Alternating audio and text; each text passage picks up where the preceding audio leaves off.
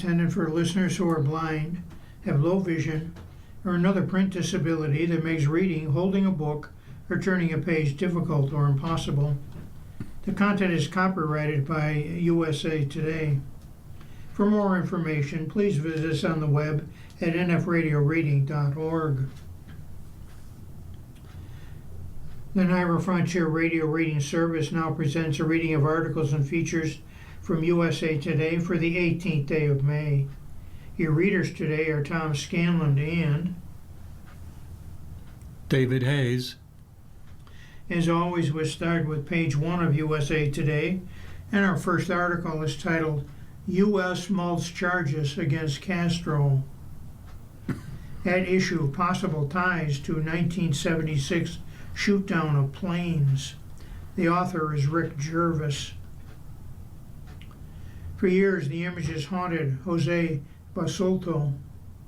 Two Cessna planes exploding 6 minutes apart in the airspace more than 18 miles from Cuba's coast. Four good friends and fellow volunteers vaporized in a fireball, their debris raining down to the sea, their bodies never seen again. Basulto, age 85, founder of the Miami-based exile group Brothers to the Rescue, piloted a third plane and was the only one to escape the Cuban MiG-29's missiles. An accounting of the February 4th, 1996 shoot-down by the Organization of American States Inter-American Commission on Human Rights shows. I've navigated these years with a pain in my heart, seeing that a crime remained unpunished, Basulto told USA Today in an interview. I've been thinking about this for a long time, and I believe the moment has finally arrived for justice to be served. Basulto and Brothers to the Rescue are at the center of recent reports that the United States is considering filing an indictment against Cuba's ailing leader, Raul Castro, age 94, the island's de facto authority and longtime military leader, in connection with the shootings. Possible charges are related to the 1996 shoot-down of two Cessna planes piloted by Brothers to the Rescue volunteers by Cuban Air Force MiG fighter jets, sources told USA Today. A potential indictment comes at a tense time between the two longtime Cold War foes. After the dramatic midnight extraction and arrest of Venezuela's former president Nicolas Maduro in January, the United States has been steadily increasing pressure on Cuba, cutting off its oil supply, tightening sanctions, and hinting at potential military action, while offering an economic deal if changes are made. An indictment against Castro or other Cuban leaders is widely seen as a potential first step toward upending Cuba's political status quo, including unleashing military action on the island. USA Today has reached out to the Cuban embassy in Washington for comment. News that the United States was looking to indict Castro came hours after CIA Director John Ratcliffe led a delegation to Havana on May 14th to deliver a message from President Donald Trump to Cuban officials, and Raulito Guillermo Rodriguez Castro, who was the elder Castro's grandson. The shoot-down of the Brothers to Rescue planes was one of the most politically charged events between the United States and Cuba. It led to federal lawsuits against Cuba, even spawned the 2019 movie WASP Network, which portrayed how Cuban spies were involved in the incident. For Basulto, it made a shot at justice, 3 decades in the making. This has been my heart ever since the assassination took place, he said. I believe that God is with us and that beyond the human courts, it is God who will ultimately decide what comes of this. Basulto founded Brothers to the Rescue in 1991 during a crushing economic crisis in Cuba following the fall of the Soviet Union and the cessation of subsidies to the communist island. Many Cubans launched across the Florida Straits in homemade watercraft, at times just a few inner tubes fastened together, trying to reach U.S. shores for a chance at asylum. In 1994, more than 35,000 Cubans emigrated to the United States via makeshift rafts, what became known as the Cuban Rafter Crisis. To resolve the crisis, then President Bill Clinton directed that Cuban asylum seekers picked up at sea be sent to the U.S. naval base at Guantanamo Bay, Cuba. Basolto's planes would typically fly a few miles apart over large quadrants of the Florida Straits, zigzagging over endless swaths of sea and peering down into the whitecaps for signs of life. Once a raft was spotted, the pilot would drop supplies and then radio in the raft's position to the U.S. Coast Guard, which would motor over and collect the occupants. His pilots helped rescue more than 5,000 Cubans stranded at sea, Basolto said, but they would also fly into Cuban airspace and at least once drop anti-government leaflets over Havana. A native of Santiago de Cuba, Basolto was touted as a hero in Miami's Cuban exile world. A veteran of the failed Bay of Pigs invasion, who later admitted to participating in other CIA-led missions against the Cuban regime, is also marked as a provocateur and terrorist by Cuban officials. On the afternoon of February 24, 1996, Basolto took off on a mission looking for rafters. He's joined by two other planes carrying 4 people: Carlos Costa, Armando Alejandro Jr., Rio de la Pena, and Pablo Morales. Morales had been rescued by brothers in the rescue 4 years earlier while attempting to cross the straits on a makeshift raft, and later joined the group as a co-pilot. The other 3 were all U.S. citizens. Costa and de la Pena, who were piloting the 2 crafts, alerted air traffic controllers in both Miami and Havana of their flight plans, which would have taken them to the 24th parallel, considered the northernmost limit of the Havana Flight Information Region, according to Inter-American Commission report.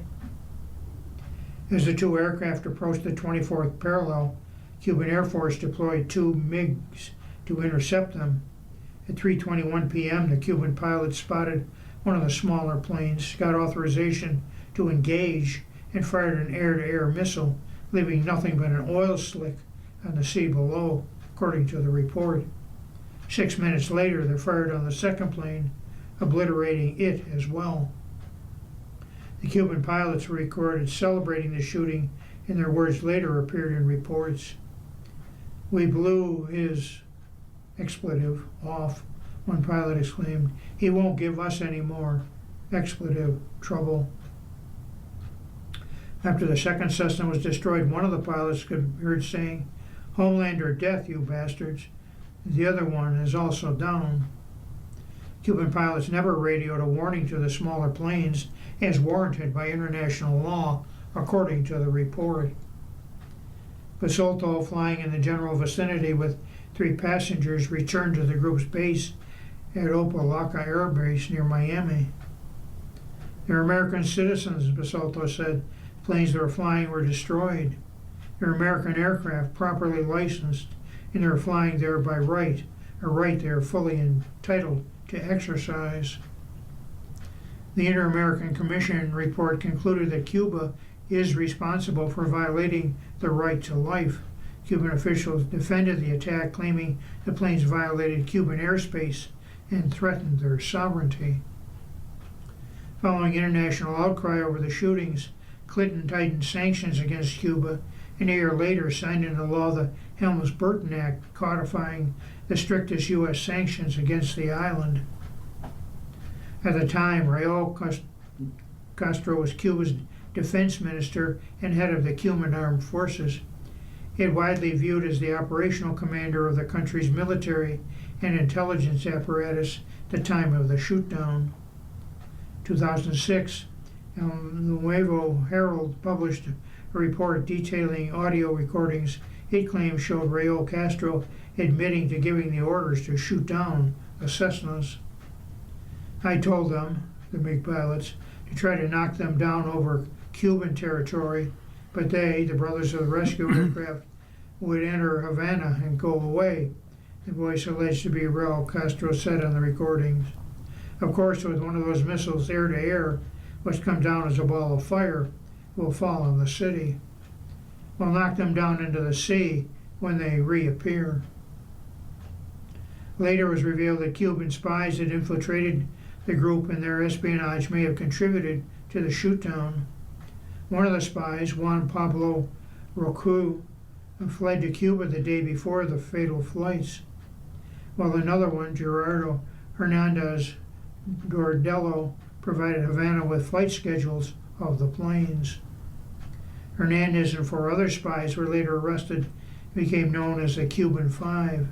December 2014, as part of thawing of relations between Cuba and the United States initiated by President Barack Obama, 3 of the spies were released and deported to Cuba in exchange for Alan Gross, a U.S. contractor who was jailed in Cuba for trying to pass along satellite equipment to the island's Jewish community. On February 13, 2026, 4 U.S. Lawmakers led by Representative Mario Diaz-Balart of Florida asked Trump to indict Raul Castro as a way of addressing a long-standing injustice that under your leadership, your administration is uniquely positioned to resolve once and for all. Basilto said rumors of an imminent indictment for Raul Castro had been percolating in Miami for some time. He said he would like to see other Cuban leaders indicted in connection with the shootdown as well. Everyone who bears guilt should be indicted, Basilto said. There are quite a few guilty parties involved. Raul Castro is one of them, perhaps the principal figure among them. Here in Miami, there were many spies for the Castro government who were even linked to the FBI and who were pretending to be serving the interests of the United States. All of them must be indicted because they were part of that murder. For now, Basilto said he's closely watching the developing talks between the United States and Cuba and holds out hope that there still could be a change in Cuba. Lastly, he says there were American citizens. The planes that were flying were destroyed. They were American aircraft, properly licensed, and they were flying there by right. Is DEI illegal? House Dems challenge the FCC investigations. This report is by Jessica Gwynn.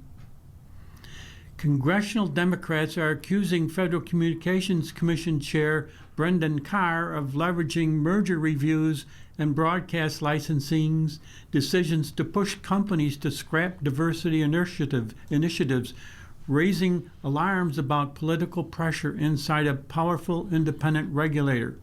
Quote, the FCC holds significant authority over the communications marketplace, end quote, the 18 lawmakers wrote in a letter provided exclusively to the USA Today. Quote, Congress granted this authority to ensure communications services serve the public interest, not to influence the internal governance decisions of private companies, end quote. The dispute reflects a broader escalation in the fight over corporate diversity programs, with Carr emerging as one of the most aggressive regulators, testing whether federal agencies can influence internal business policies through routine approvals and oversight. Democrats warn that the approach could set a precedent for using regulatory power to shape corporate behavior far beyond the communications sector, as Carr and allies argue DEI initiatives may violate federal law. Virginia Representative Jennifer McClellan and Illinois Representative Jonathan Jackson, the son of the late civil rights leader Reverend Jesse Jackson, said Carr's public statements and recent reports, quote, raise concerns that companies seeking FCC approval may feel pressure to modify internal corporate policies to avoid regulatory obstacles or delays. The USA Today reached out to the FCC for comment. Carr has threatened to block mergers and other deals unless companies drop their DEI initiatives. More recently, he has begun to use the FCC's early license renewal powers as a tool to enforce these standards. The FCC has demanded an early review of ABC's licenses in key markets such as Los Angeles and New York years ahead of schedule. Carr said the early renewal stemmed from his agency's year-long probe of parent company Disney's DEI efforts. The timing of the order troubled Democrats who have leveled charges of, quote, speech policing, end quote, against media organizations critical of the Trump administration. It came one day after President Donald Trump and First Lady Melania Trump demanded the network fire Jimmy Kimmel for describing Melania Trump as an, quote, expectant widow, end quote. A dozen Senate Democrats, including Minority Leader Chuck Schumer, demanded that Carr rescind the order, but he has not backed down. Quote, if the evidence does in fact play out and show that they were engaged in race and gender-based discrimination, that's a very serious issue at the FCC that could fundamentally go to their character qualifications to even hold a license, end quote, Carr recently said on Fox News. And that's what Democrats lawmakers say they are taking issue with. Their letter lists a series of questions requesting that Carr respond by June 2nd, including how the FCC defines, quote, invidious form, end quote, of DEI, and under what statutory authority the Commission makes that determination. Lawmakers also requested all communications, memos, guidance, or policy documents issued that instruct staff on how to evaluate corporate governance or internal policies when reviewing merger applications or license transfer requests, as well as communications between leadership or staff with representatives of companies with business before the FCC.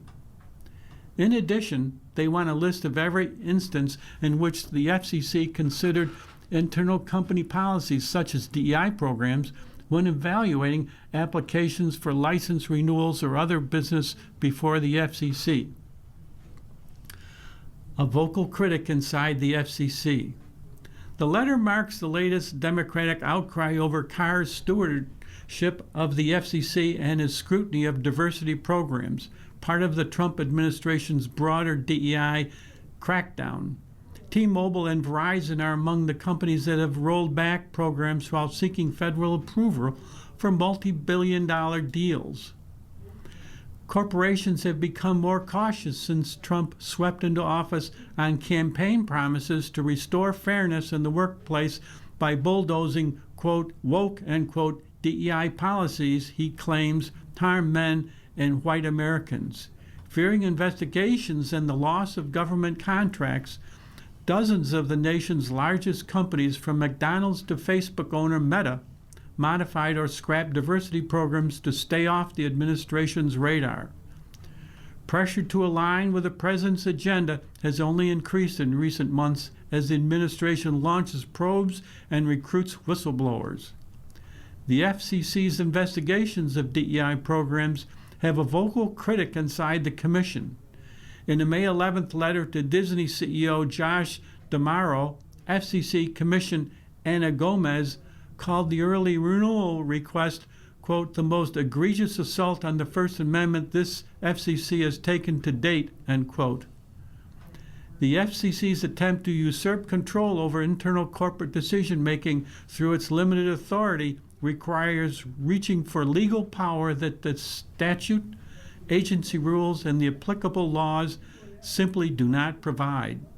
Gomez, the sole Democrat on the commission, wrote, courts have repeatedly and decisively determined that actions such as the FCC's current investigation are unconstitutional.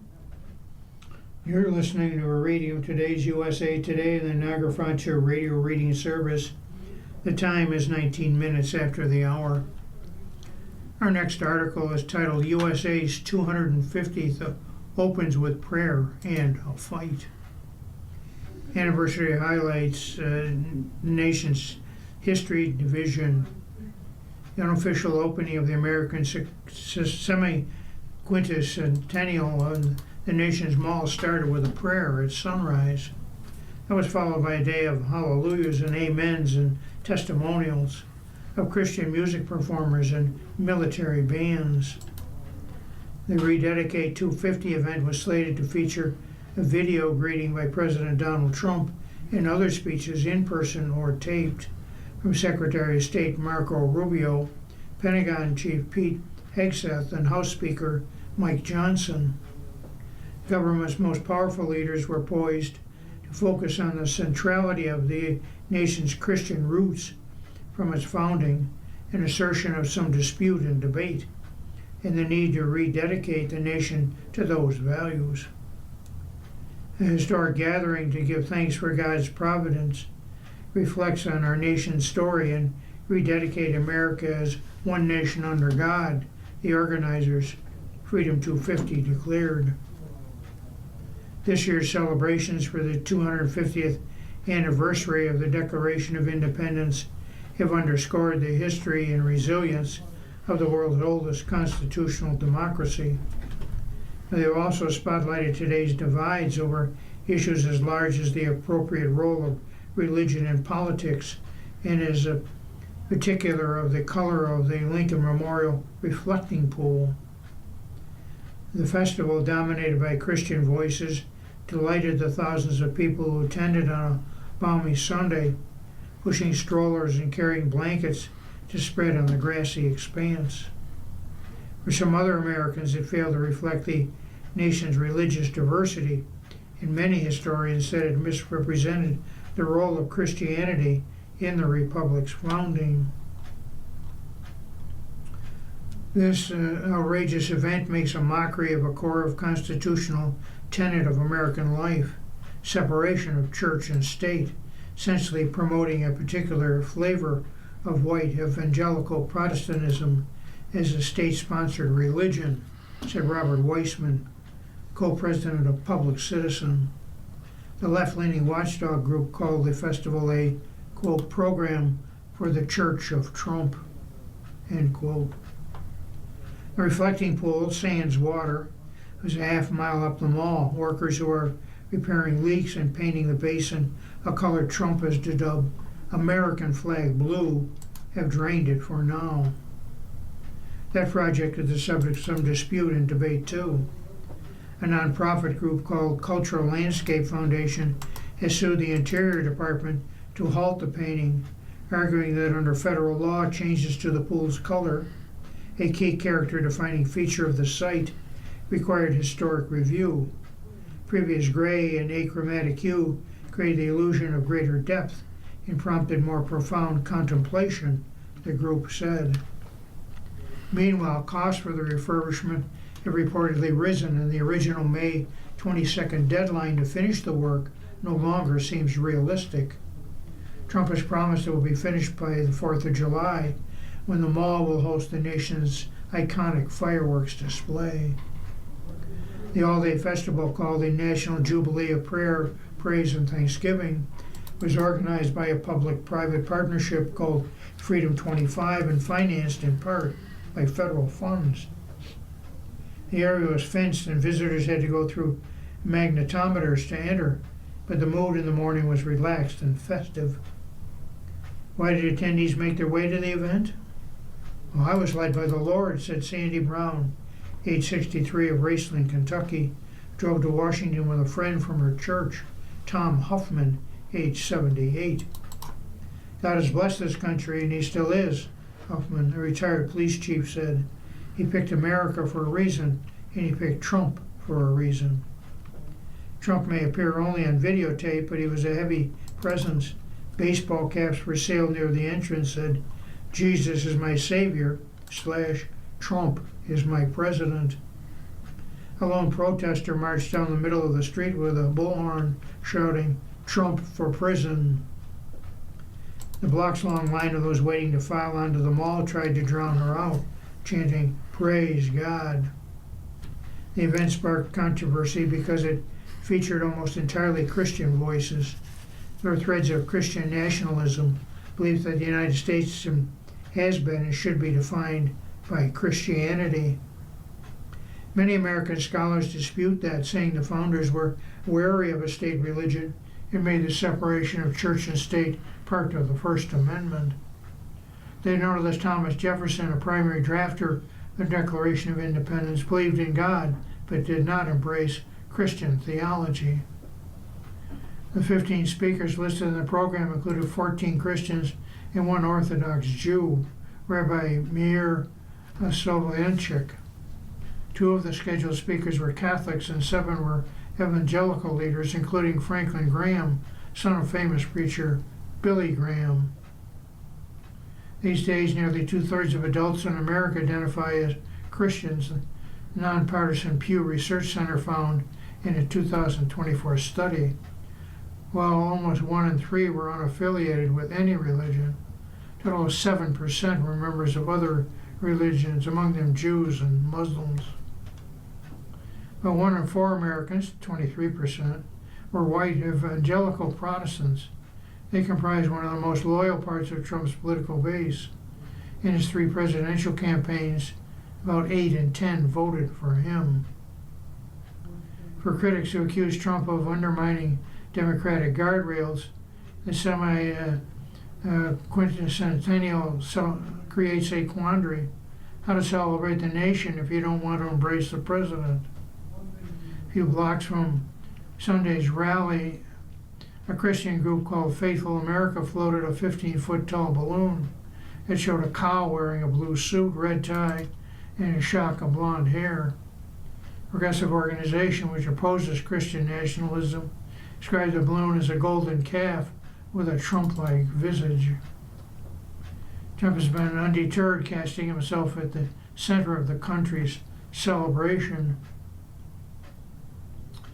And lastly, the golden age of America is upon us, just in time for one of the biggest events in the history of our country, he declared during a July 4th celebration in Iowa last year. We'll celebrate the 205th anniversary of America's founding with a birthday party the likes of which you've never seen before.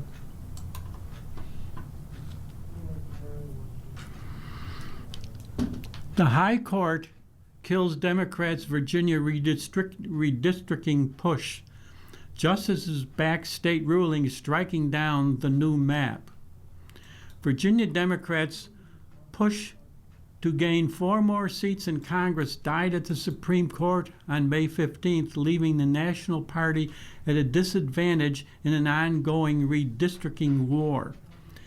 In a 1-sentence order, the justices left in place a Virginia Supreme Court rule striking down a measure that would have allowed lawmakers to create a more favorable map to Democrats in the midterm elections. No justices publicly dissented. Even before the ruling, Virginia Governor Abigail Spanberger, who had supported the new map, had said not enough time remained to implement the changes, even if the state's court's decision was blocked. Virginia Democrats' emergency request for the U.S. Supreme Court to intervene was a long shot because the justices typically defer to state courts when interpreting state laws. By contrast, recent Supreme Court decisions clearing the way for Alabama and Louisiana to pursue redistricting followed from the justices' historic ruling narrowing the scope of a key provision of the Federal Voting Rights Act. That April 29th decision sent Republican-controlled southern states scrambling to take advantage of the new opportunity to eliminate majority black U.S. House districts that historically elect Democrat candidates. States already were engaged in a rare mid-decade redistricting fight that began last year when Texas lawmakers responded to a push from President Donald Trump to rearrange their map with more Republican-leaning districts. The GOP has redistricting edge.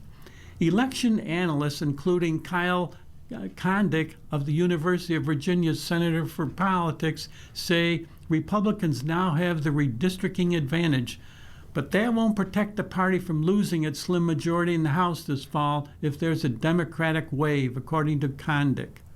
Republicans still overcome Trump's low approval ratings and voters' dissatisfaction with the economy. Also, the president's party typically loses seats in midterm elections.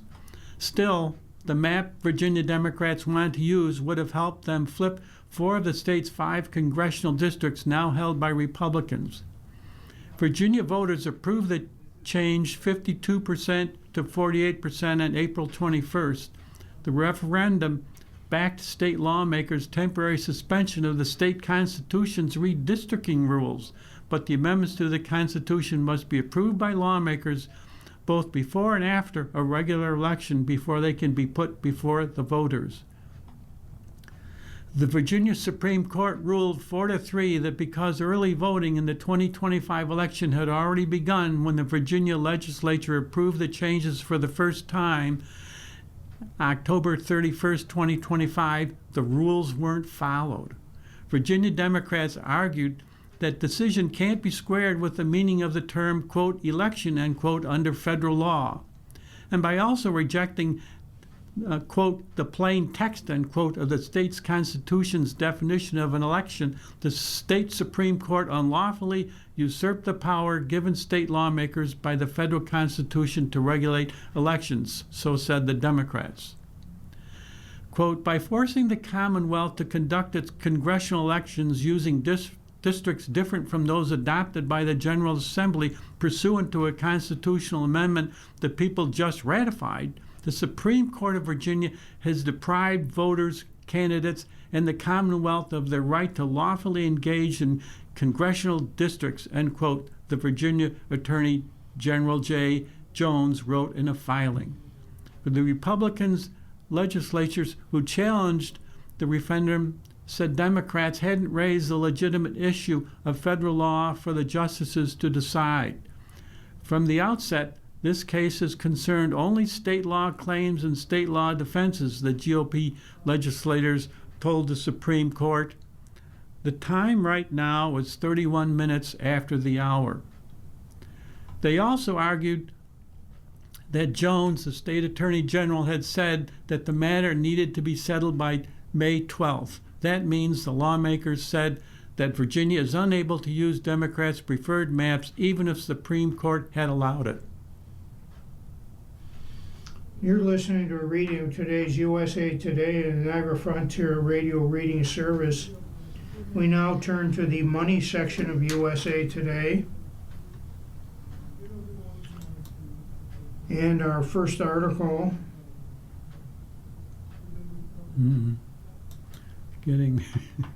is titled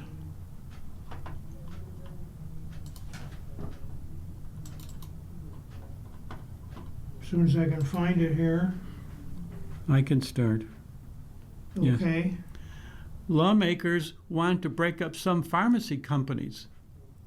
Bipartisan groups take aim a business model, by Ken Altucker. A bipartisan group of lawmakers is renewing a push to target drug pricing middlemen by forcing some large pharmacy companies to break up parts of their business. It's legislation that'll look familiar to people in Tennessee. A similar bill passed by the Tennessee legislature and awaits Governor Bill Lee's signature. CVS Health has threatened to close all 134 of its pharmacy locations in Tennessee because the legislation takes aim at the pharmacy's giant business model. On May 13th, Senators Elizabeth Warren from Massachusetts and Josh Hawley from Missouri reintroduced the Patients' Bill Before Monopolies Act. Under the legislation, companies that own a pharmacy benefit manager or an insurance company would be forbidden from owning a pharmacy. The bill focuses on large healthcare companies that own pharmacies as well as insurers or pharmacy benefit managers known as PBMs, which influence the prescription drugs Americans can get through insurance plans and how much those medications will cost. Large companies that own insurance companies also own the nation's 3 largest PBMs, Cigna's Express Scripts, United Health Optimum Drugs, and CVS Health's Caremark. Warren and Hawley introduced a version of the bill in December 2024, but the legislation did not advance. Under Warren's and Hawley's bill introduced Wednesday, companies that jointly own PBMs or insurance companies and pharmacies would have 1 year to sell their pharmacy business. The original version allowed companies 3 years to divest part of their business. The legislation also spells out enforcement steps the Federal Trade Commission, Health and Human Services Department, Justice Department, and state attorney generals can take against companies that violate the legislation. For Warren and Hawley, the bill addresses a narrower segment of the healthcare industry that their Break Up Big Medicine Act, which would prohibit PBMs, health insurance, and drug wholesalers from owning medical providers or pharmacies. In a statement, Warren said she expects the PBM legislation will gain momentum because, quote, people are realizing that you can't lower health care costs without tackling corporate greed in the health care system.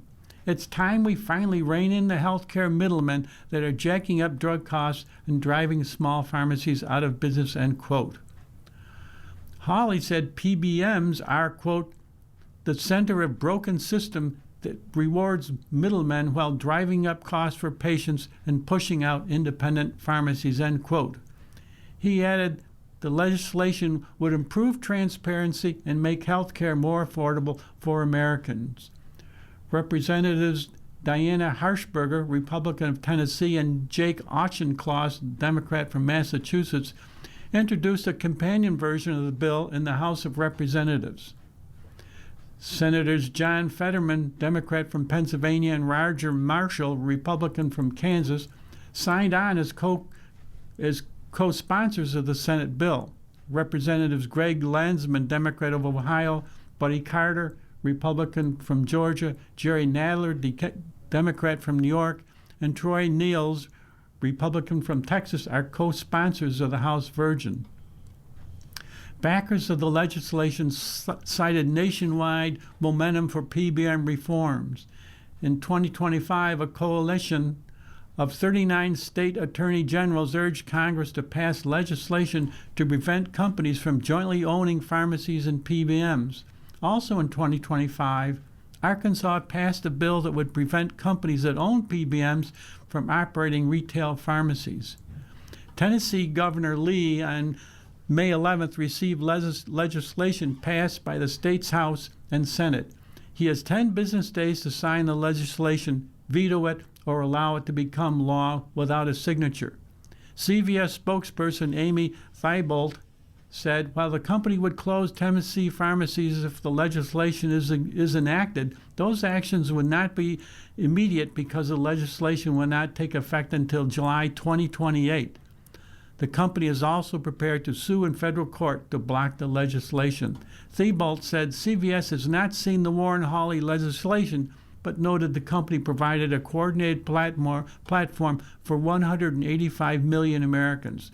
Quote, we stand behind that and really feel our patients and members get value out of it, Thibault said. The legislation would make it more difficult for patients to navigate a complex system, said Greg Lopez, a spokesman for the Pharmacy Care Management Association, a group representing pharmacy benefit managers. One of the things American patients and families most dislike about our healthcare system is how fragmented and complex it is, and this legislation will only make that problem far worse, sending patients into a deeper maze of discontinuous care, Lopez said. In February, Congress passed legislation that ended the partial federal government shutdown and provisions addressing PBM transparency and business practices. And finally, the legislation prohibited PBMs from collecting compensation based on the price of a drug, rebate, or discounts under Medicare Part D. Instead, PBMs can collect a service fee only beginning in 2028, according to KFF, a health policy nonprofit. Our next article is titled High Food Prices Causing a Strain. The authors are Betty Lynn Fisher and Rachel Barber. Shoppers who noticed their grocery runs were taking a larger bite out of their budget last month were proved correct by Labor Department data released May 12th, showing food at home costs rose 0.7% in April, marking the largest monthly increase since 2022.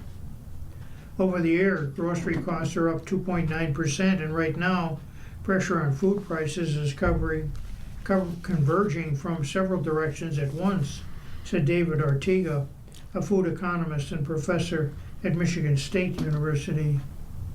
Those prices increases in combination with skyrocketing gas costs, which are up 28.4% over the year, are putting financial strain on Americans.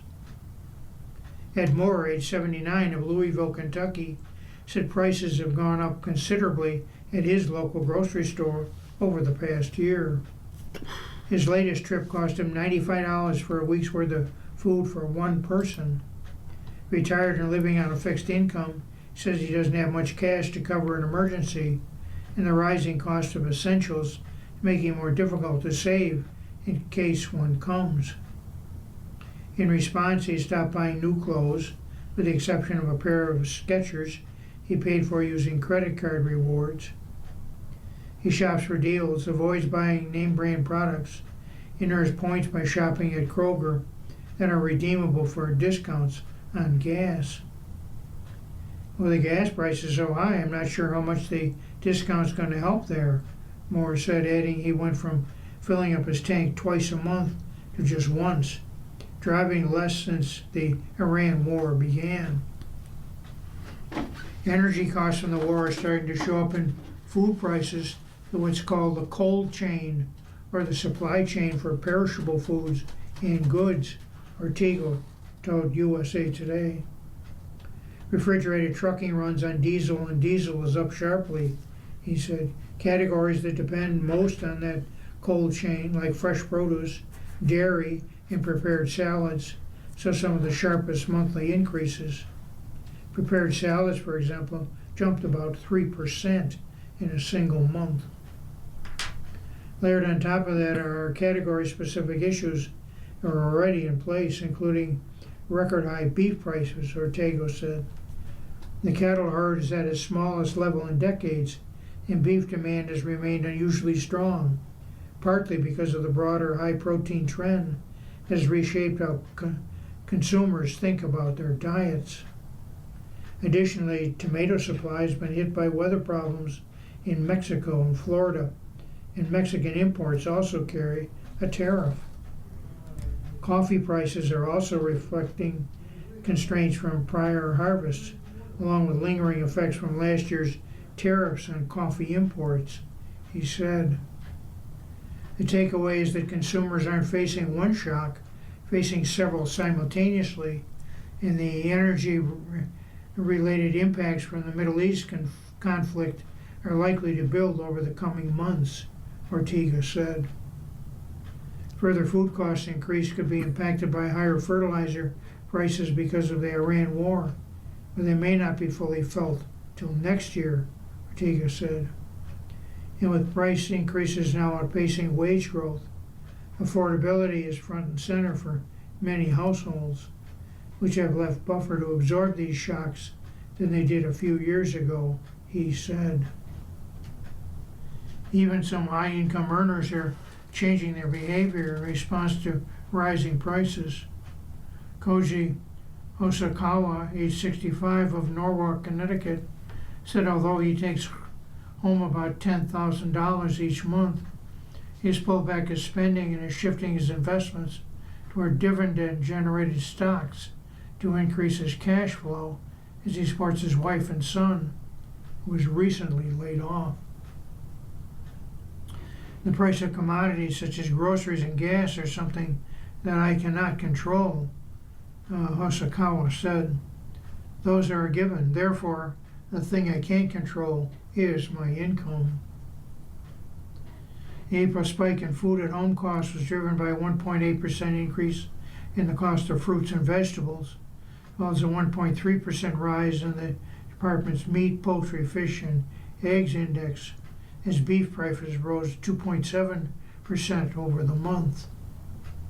The choices you make for your meat protein purchases can affect your overall grocery tab, said Michael Swanson, Chief Agricultural Economist at Wells Fargo Agri-Food Institute. You want beef on the table when it comes to protein? What you buy that makes a big impact on your checkout price, Swanson said. Meanwhile, the price of pork has remained flat. The price of poultry and eggs are down, he said. Similarly, in the produce section, where there's some products that have gone up in price and several that have stayed steady since last year, Swanson said shoppers can potentially make some adjustments. You want to leave the tomatoes alone for the next month or so till we get the next crop in. You can make that number disappear from your budget, he said. So here are some ways shoppers can save in their grocery bills. 1. Shop around. Grocery stores are competing for your business. You're running promotions on specific items. Shop around. Comparing weekly ads and taking advantage of promotions can add up to meaningful savings over the course of a month. 2. Shift protein sources where you can. Beef prices have been up sharply over the past year, while chicken and pork sit at more affordable price points and have been relatively flat or down over the month. Eggs are also significantly cheaper than they were a year ago as flocks have rebuilt. Substituting even 1 or 2 meals a week can meaningfully lower a grocery bill. 3. Buy produce in season and locally when you can. Seasonal and local produce tends to be less exposed to long-haul transportation costs, so it can be a good way to save on items that are getting hit by higher diesel prices. And lastly, consider store-bought brands and private labels. These products typically sell at a much more affordable price point, and the quality of most staples is comparable to national brands. Equity eroded. Trump cracked down on DEI. Now there are fewer women on boards. This story is by Jessica Gwynn. Women in America's boardrooms made strides as corporations shuffled their mostly white and male lineups in the face of the historic pushback in 2020. Then came the backlash against diversity initiatives. Today, women occupy just shy of 3 in 10 company board seats in the nation's largest companies, according to new data from 50/50 Women on Boards. At the peak a year ago, women business leaders held 30.4% of board seats in the Russell 3000, a benchmark that tracks the 3,000 largest publicly traded U.S. companies. Now their numbers have slipped below the 30% threshold first reached in 2024, according to 50/50 Women on Board's latest Gender Diversity Index report prepared with data firm Equilar. Women of color have also lost ground. They held 8% of all board seats, down from 7.4 a year ago. Progress toward general balanced corporate boards is slowing and, in some areas, reversing. Heather Spilsbury, CEO of 50/50 Women on Boards, a nonprofit that advocates for greater diversity on corporate boards, told USA Today. Turnover on public company boards that averaged fewer than a dozen seats was already slow, about 1 seat a year. According to Spilsbury, the number of new director appointments declined sharply in the first quarter, down from an average of 400 seats to closer to 200. At the same time, women were 22% of directors added to Russell 3000 boards, down from 30% in 2024 and about 40% in 2023. Fewer new board seats are being created, and women are receiving a smaller share of those appointments than in prior years, Spilsbury said. Board members who are appointed by the company and then voted on by the shareholders hail from a wide range of industries and backgrounds. For women, these part-time gigs can confer prestige, power, and a hefty paycheck. Over the past decade, companies added more women in the face of pressure from institutional investors, regulators, and states to diversify boardrooms. Today, nearly 6 in 10 Russell 3000 companies have 3 or more women on their boards. But as the political climate shifted and anti-DEI pressure campaigns gained momentum, diversity policies for corporate boards vanished. A federal appeals court blocked NASDAQ rules to increase boardroom diversity that required thousands of public companies that trade on NASDAQ to have at least one woman, person of color, or LGBTQ plus member on their boards unless they explained why they didn't. Goldman Sachs ended a pledge to ensure diversity on the boards of companies it helps take public. California rules to boost the number of women, people of color, and LGBTQ board members were struck down. Proxy advisory firm Institutional Shareholder Services stopped considering corporate directors' gender, race, or ethnicity when making voting illustration by Getting Images and Abel Munun's Montenegro USA Today network. Recommendations. The world's largest asset manager, BlackRock, abandoned a 30% target for diverse directors at S&P 500 companies. Mutual fund giant Fidelity stopped threatening to vote against directors on boards that were not diverse. As companies face, quote, extraordinary uncertainty, unquote, from geopolitical unrest, economic volatility, and the rollback of diversity, equity, and inclusion, some corporate boards, quote, may be defaulting to familiar profiles, unquote, such as current or former CEOs, putting women's steady gains in jeopardy, Spilsbury said. 4 in 10 Russell 3000 companies have 2 or fewer women directors. Because women remain underrepresented in CEO roles, that approach can narrow the pathway for women. At the same time, the broader DEI environment may be making some companies less public or less intentional about diversity, Spilsbury said. With boards appointing fewer women and fewer members overall, the timeline to reaching gender parity could get longer. And finally, Equilar projected in 2025 that Russell 3000 boards will be half female by 2044, 5 years later than it projected in 2024. Between 2019 and 2022, the projection was 2030. My concern is that board diversity could regress at the exact moment companies need broader perspective and stronger oversight, Spilsbury said. Pepsi, Tylenol among brands seniors trust. The author is Jessica Bryant. Scan the QR code for the rankings of brands most trusted by senior citizens. From discount movie tickets and special shopping perks to free gym memberships, America's older Americans have their pick of benefits from hundreds of brands. But what are the brands they trust the most?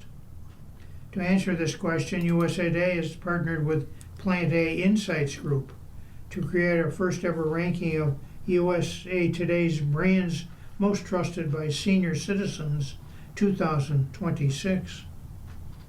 Determine which brands have earned senior confidence.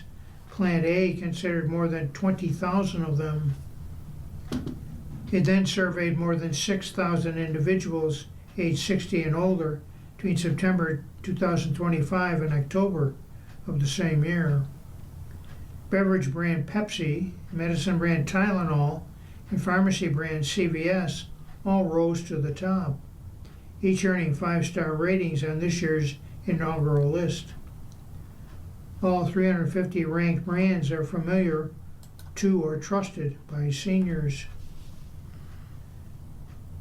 USA Today has also collaborated with Plan A on 2 other most trusted brand rankings in 2026. Brands most trusted by parents brands. Consumers of all age groups want to trust where they shop, but studies show that older Americans are uniquely brand loyal and much more sensitive to product affordability. This means that many of the brands on their list offer discounts, loyalty programs, and additional benefits. To ensure the integrity of this list, any brand involved in recent consumer data breaches or publicly reported employment-related allegations over the past 2 years was excluded from consideration. Plan A used the media monitoring platform OnClusive to identify these companies. The final results were then reviewed by both Plan A research team and USA Today editorial team to confirm accuracy and consistency. Interesting.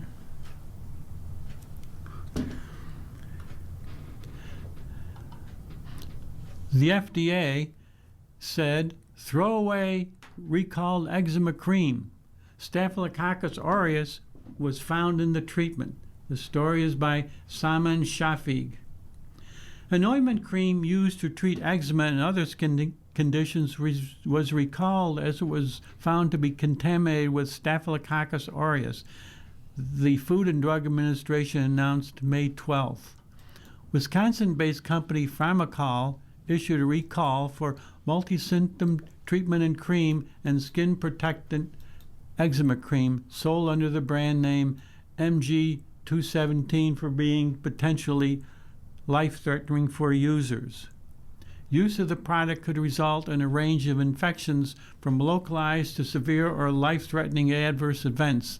The notice on FDA's website read, adding, quote, patients with weakened immune systems or compromised skin, such as those with wounds, burns, or skin disorders, are at increased risk for serious infections.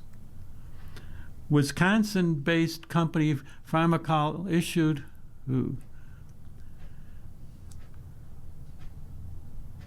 a recall for multi-symptom treatment cream and skin protectant eczema sold under the brand name MG17.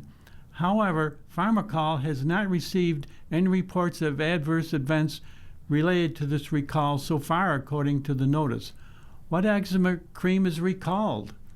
The cream, which is advertised as, quote, hypoallergenic and safe for children and babies, end quote, is a full-body skin protectant moisturizer offering, quote, fast, long-lasting relief from itching, irritation, dryness, roughness, redness, and cracking, end quote, according to Pharmacal's website.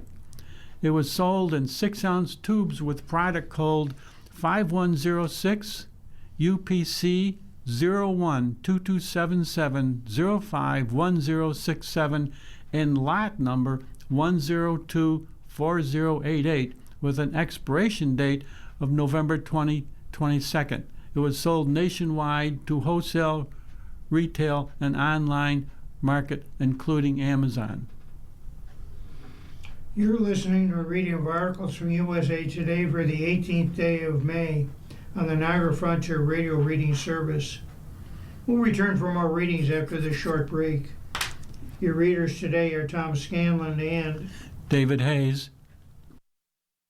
If you're listening to this publication online, you're probably using our website, a podcast player like Spotify or iTunes, a streaming service like Siro, or a smart speaker. Did you know that we now have a dedicated app that can be downloaded to any mobile device, like a smartphone or tablet, for free? App users can conveniently access our live stream and any episode of our podcast easier than ever. To download the app, just type NFRRS in the search window in the Apple App Store or in the Google Play Store. Contact us anytime if you have any questions by calling 716-821-5555, extension 5. Thank you.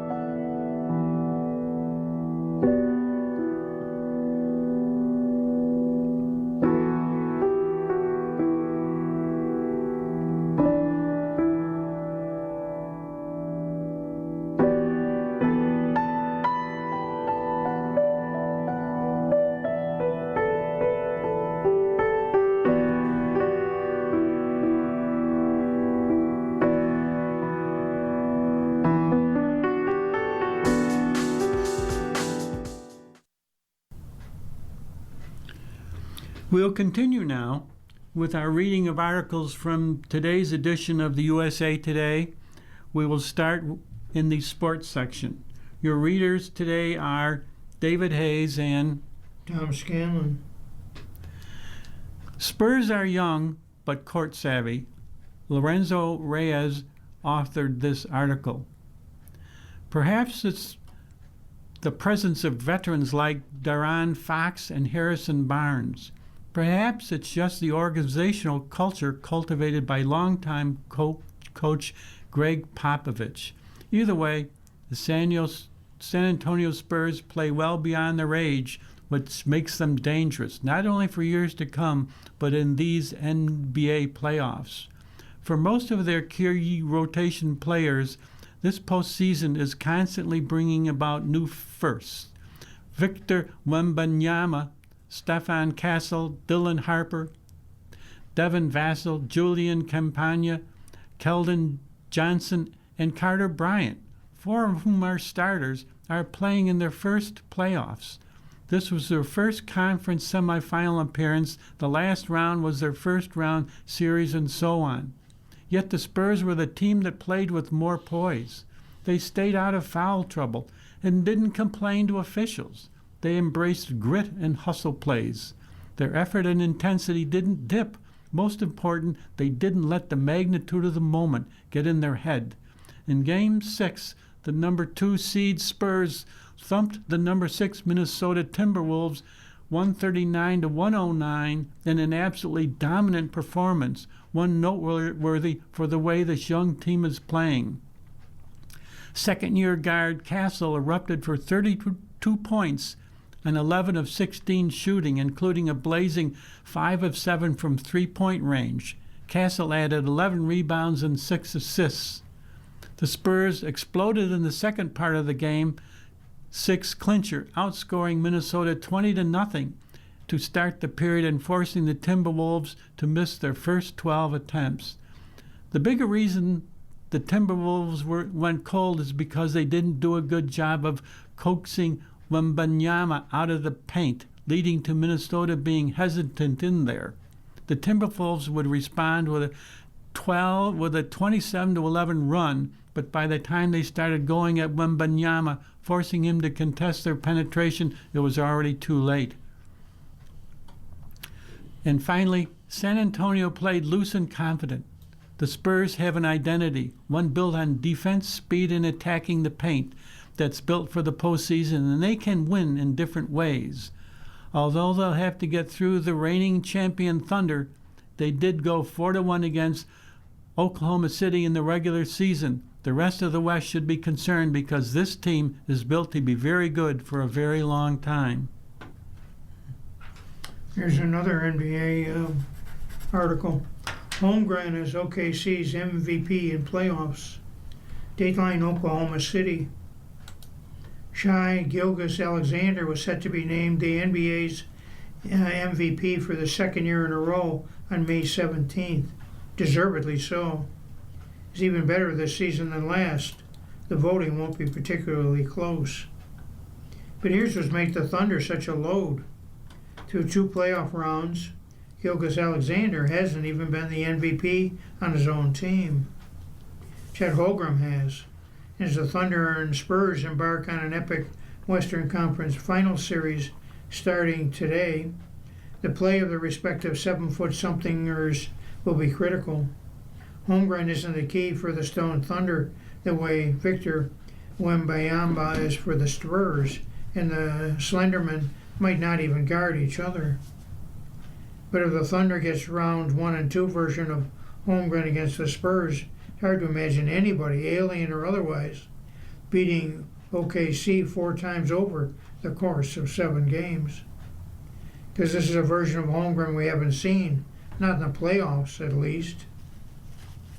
It helps when you're not hampered by the lingering effects of a broken hip, as Holmgren was last postseason, despite playing in all 23 of the Thunder's playoff games. You never feel perfect, Holmgren said May 15th. If you do, that means you're not out there hitting hard enough. You're not playing hard enough, so there's always bumps and bruises. I can visibly see them. Holmgren chuckled. His red fleece jacket concealed the playoff scars. There's a big difference between bumps and bruises and what I was going through last year, Holmgren added. I'm not dealing with any of that stuff. I'm not just trying to get myself out of there for games. Really able to prepare and focus on the game more so than my health. It's a blessing. You can't take it for granted. It's been 17 months since number 7 landed hard on his hip at a home game against the Golden State Warriors. He sustained an iliac wing fracture, which sidelined him for all but 32 games last regular season. Holmgren, back in time for the playoffs, averaged 15.2 points, 8.7 rebounds, and 1.9 blocks per game in OKC's title run. Pretty darn good for not being at the peak of his powers, for having broken his hip that season. A year later, Holmgren's averaged 18.6 points, 9.1 rebounds, 1.8 blocks per game in the playoffs, shooting 60% from the field, 39% from three-point range, 89% from the foul line, way up from his playoff splits, 46, 30, and 78 last year. The Thunder outscored the Phoenix Suns and Los Angeles Lakers by 82 points in his 251 playoff minutes. A.J. Mitchell, who's a team best plus 136 in the playoffs, has stepped up in the absence of Jalen Williams as the Thunder's number 2 scorer. But Holmgren has been the Thunder's second best all-around player and arguably their MVP. With the J-Dub out, the second best player title, inane as it is, might belong to Holmgren even when Williams returns.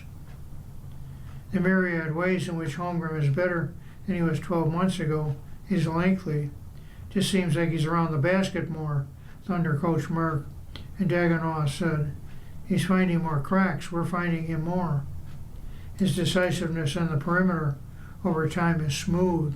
His shot-driven reads, his ability to move the ball quickly. And then we've talked about this a lot, but his versatility defensively, his ability to be impactful at the 5 at the rim, and also on the perimeter, has unlocked a lot of options for us. The list is long, but it should be for a guy that's as impactful as he is. So lastly, but it all started with Holmgren's health, the foundation on which all these skills are fortified. I just felt a lot more calm and settled, Holmgren said. I know what I'm trying to get to. Now switching to baseball. The Brewers' second baseman soars to, quote, one of the best in the world, end quote. Milwaukee Brewers second baseman Bryce Turang is the black and white real amid today's brilliant cinematography. In a world filled with celebrity attention seekers, Turang is a gray Ford Taurus in a lot filled with Bentleys. There is no marketing on his social media account. There are no notable sound bites and interviews with the media. He doesn't have his own podcast, and never does he open his soul to anyone but close friends and family. He's simply a grinder who may be the best all-around second baseman in the game. Quote, he could have played in any era, the 60s, the 70s, the 80s, you name it, end quote. Brewers manager Pat Murphy tells USA Today Sports. He's not looking to impress you with his flair. He's definitely not a, quote, look at me, end quote, guy. He's not looking for attention. He's a team guy. He loves baseball. He just loves preparing for the game and playing it. He's really special. It's all legit, bro. You want a glimpse of Turang? Check out the first walk-off homer of his career with 2 outs in the 9th inning on Mother's Day against the Yankees for a 4-3 victory in front of a sold-out crowd of 40,000 people at American Family Field. The place went bonkers with his 411-foot shot cleared the center field fence with teammates screaming and jumping over the dugout railing to greet him. Turang's reaction? He just dropped his bat, rounded the bases with no emotion, methodically high-fived third base coach Matt Erickson, and stepped on home plate. When he was doused with a bucket of Gatorade by teammates, he looked almost annoyed that his cap got wet, then spoke for a brief minute on the field. How did it feel hitting his first career walk-off? Yeah, it felt good, he calmly said.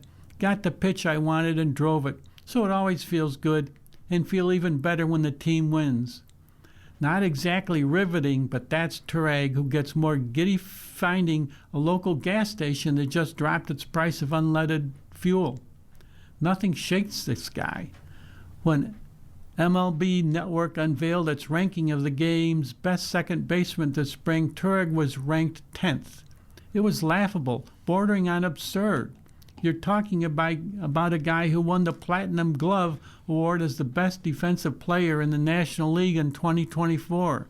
A guy who finished 14th in the MVP voting in 2025. A guy who hit .288 with 18 homers, 81 RBIs, and a .794 OPS last year, leading the Brewers to the National League Championship Series. Turag saw the rankings and didn't utter a word. He's having the best offensive season by any second baseman this year, hitting .297 with an MLB leading 4.1 on-base percentage and .921 OPS, 6 homers, 7 RBIs, 33 runs, and 8 stolen bases. He opened the season reaching base on 21 consecutive games, the third longest streak in franchise history, and in the last 2 weeks is hitting .375 with a 1.087 OPS. He has been the metronome for the Brewers' success in a season in which sluggers Christian Yelich, Jackson Quero, and Andrew Vaughn have played a combined 34 games. Turang has played and started in 39 games, almost refusing to ever come out. He played 3 or 4 games he shouldn't have with a sore ankle, Murphy said, but he gives you that funny look if he's not in there. He wants to be in that lineup every single day. He's not just the best second baseman in baseball, Brewers shortstop Joey Ortiz said. I think he's one of the best players in the world. It's not hyperbole. If you go back to last August, Turang ranks as the 4th best player in the game according to Fangraphs, with a 4.8 WAR. He trails only Dodgers 3-time MVP Shohei Ohtani, Yankees 3-time MVP Aaron Judge, and Royals shortstop Bobby Witt. He's one of my favorite players to watch in the game right now, Judge told Milwaukee reporters last weekend. He's going to be a bright young star in this game for a long time. He's one of a kind, man. I wish we had him on this team. Judge and Turang were teammates for 3 weeks during World Baseball Classic, where Turang stole the show, hitting .364 with his 8 hits, 4 doubles, 5 RBIs, and a .931 OPS in the 6 games. Turang left his Team USA teammates gushing about his skills, saying they knew he was talented but hadn't fully fathomed his all-around greatness. I learned so much from that experience, Turang said, understanding what makes them great. These were some of the most respected guys in the game, and they were so cool helping me out, learning how to go about your business, the mental side of it, the routine, and competing, said Yelich. You could see the difference. He came back far more confident for sure. When you're on a team with those kinds of players and you fit in, it does a lot for your confidence, and confidence is a big part of this game. He's always been a talented player, but he's turned himself into a great player. Turag, 26, grew up in a family with his dad, Brian, playing outfield for the Seattle Mariners, and his mom, Carrie, playing softball at Long Beach State. He has 5 sisters who are collegiate softball, soccer, and volleyball players. His brother-in-law, Tress Way, punts for the Washington Commanders. He has always had a quiet, burning confidence, but rarely exposes it. When he was drafted by the Brewers in 2018 with the 21st pick out of San Diego High School in Corona, California, they were $1 million apart in negotiations at the outset. Turag, who had a scholarship at LSU waiting for him, offered David Stearns, the Brewers' president of baseball operations, a little advice. You're going to let $1 million stand in the way of signing a Hall of Famer? Turag asked matter-of-factly. Turek, with less than 24 hours left before the deadline, agreed to a $3.4 million signing bonus, nearly $400,000 over the slot value. And the Brewers had their future star. Turang reached the big leagues in 2023, and the Brewers have won the NL Central every year since his arrival. With a 26-7 record this year, they are prime playoff position again. They opened their biggest series of the season May 18th against their hated rival, the Cubs, at Wrigley Field, sitting 1.5 games behind Chicago. Really, it's a similar predicament to a year ago when they were 6 games behind the Cubs at this point, only to win the National League Central by 5 games. Just to prove they were the superior team last year, they knocked off the Cubs in the NL Division Series, with Turek hitting a home run in the 7th inning of the deciding game of the best of 5 series in a 3-1 victory. Quote, I remember him coming to the dugout after his second at-bat, Murphy says, and he says, Murph, I'm right there. I'm just missing those things. I don't know. I'm missing it. The third time up, Turek crushed a 416-foot homer over the left center field wall, and with the stadium shaking, Turang came calmly back to the dugout and said, that's it. I told you I was right there. In the meantime, we'll see if this year's Trags finally gets his due and is on the national stage in Philadelphia in 2 months with his first invitation to the All-Star game. And finally, forget the personal stuff, Turang says. I want to be a good teammate. I want to stay on the field. I want to win. That's all I ever wanted. Just win every single day that I can. You're listening to a reading of today's USA Today and the Niagara Frontier Radio Reading Service. The time is 16 minutes after the hour. We turn now to a very short article about the sport of kings. Napoleon Solo wins Preakness at 7-1. The author is Jason Frakes. Napoleon Solo won the $2 million Grand Preakness Stakes at Laurel Park, giving trainer Claude Summers his first victory in a Triple Crown horse race. Been a lot of trials and tribulations along the way, Summers said. I almost quit about 3 or 4 times, been forced to retire a few times, but we're still here. We're still battling and got the victory down on a horse we bought for $40,000, which I love the most. Ridden by Paco Lopez, Napoleon Solo covered the 3/16 miles in 1:58.69, paid $17.80 on a $2 win wager. Iron Honor finished 1 1/4 lengths back in second, and Chip Honcho was third. Taj Mahal set the early pace, 22.66 seconds for the first quarter, 44.66 for the half, and 1:12.08 for the 3 quarters, with Napoleon Solo racing just behind in second place. He broke perfect and followed them around, Lopez said. There's a lot of speed in the race, and he was patient till it was time to move. The distance and everything was right for my horse today. Napoleon Solo took the lead entering the stretch, held off Iron Honor. I had a good trip, Iron Honor jockey Flavian Pratt said. I thought he had a good chance. He was traveling well and turning for home. I thought I was going to be able to make a move on the winner. I just couldn't get by him. Napoleon Solo entered the Preakness off a 5th place finish in the Grade 2 Wood Memorial on April 4th at Aqueduct in New York. Napoleon Solo, a gray son of Liam's Map, improved to 3-0-0 in 5 career starts for owner Al Gold of Gold Square LLC. Napoleon Solo was 2 for 2 as a 2-year-old, including a victory in the Grade 1 Champagne, but finished 5th in both his starts as a 3-year-old. I felt like I did a disservice to him all year long, Summers said.